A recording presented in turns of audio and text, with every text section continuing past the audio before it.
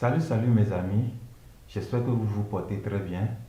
Je tiens à remercier tous ceux qui se sont abonnés à ma nouvelle chaîne YouTube et qui ont liké ma page Facebook. Je fais un coucou à mes amis qui sont au Bénin, qui ont aussi liké et qui ont aimé la page Facebook. Mais j'ai constaté que beaucoup ne se sont pas abonnés sur ma page et je vous exhorte à le faire pour avoir les prochaines vidéos.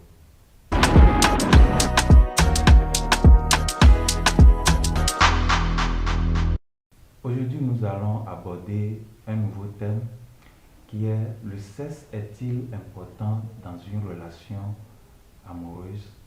Je dirais oui, vu son importance dans un couple et sur le plan de la santé. Avoir des rapports sexuels renforce l'amour, permet au couple d'être plus soudés, diminue les querelles. Et sur le plan de la santé, permet de renforcer le système immunitaire, traite le stress, évite les maladies cardiovasculaires, protège le cœur, selon les sociologues. Cela nous amène à se demander quelle est la fréquence des rapports sexuels dans un couple.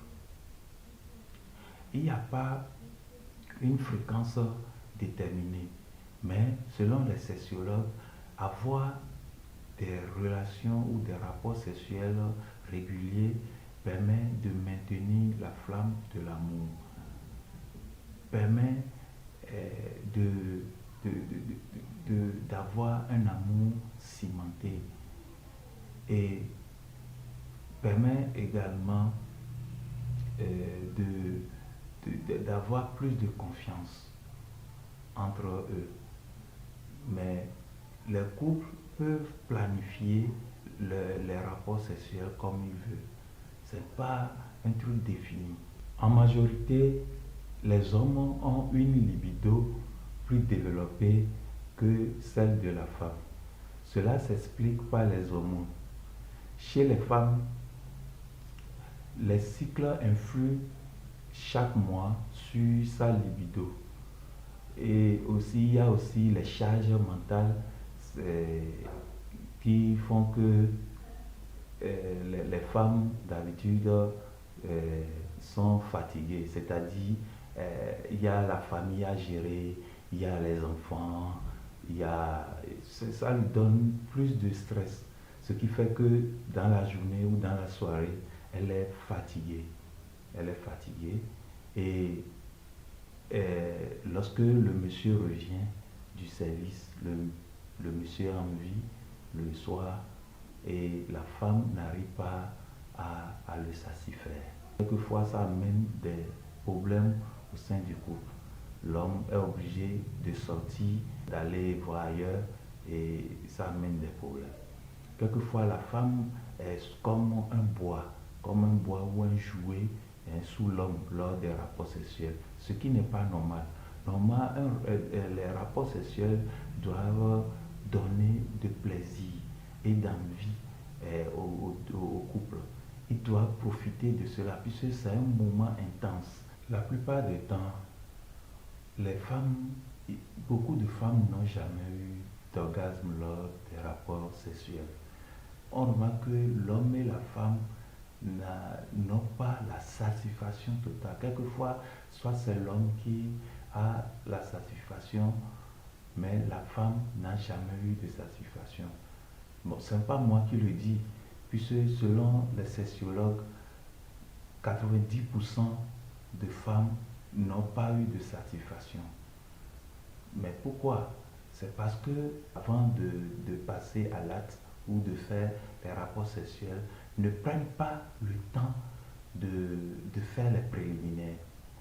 Au sein du couple, les préliminaires comptent. La femme n'est pas un objet où on se jette rapidement et on commence par faire le rapport sexuel. Il faut prendre le temps à la caresser, prendre le temps à lui dire des mots qu'elle aimerait entendre, Et tout ça là, ça fait partie de l'amour, ça fait partie des rapports sexuels. Le rapport sexuel n'est pas seulement de faire des pénétrations et de se satisfaire, non. Il y a aussi quelques manières de faire pour amener sa partenaire ou son partenaire à jouir de ces rapports. L'important, c'est de se réjouir, de prendre de plaisir lors des rapports sexuels. Et je suis désolé que le rapport ne dure pas dans le temps. C'est-à-dire, l'homme se jette sur la femme et rapidement, quelques minutes, il est satisfait, mais la femme, elle autre, n'est pas encore satisfaite. Donc, il faut du temps. Donc, prenez le temps à faire les préliminaires, à caresser votre femme, à lui dire des mots doux, à lui demander, puisque j'avais dit dans les vidéos précédentes que apprenez à vous connaître, c'est très important. Apprenez à connaître votre conjoint ou votre conjointe. C'est très important dans toute chose. Dans toute chose. La plupart des hommes n'arrivent pas à bien satisfaire leur femme.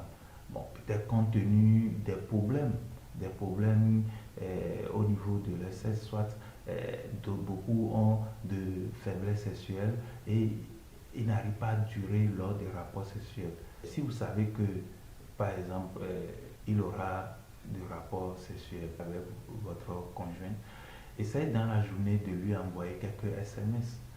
Ce sont des solutions. Envoyer quelques SMS et pour tout juste, ne serait-ce que de la mettre dans le bain.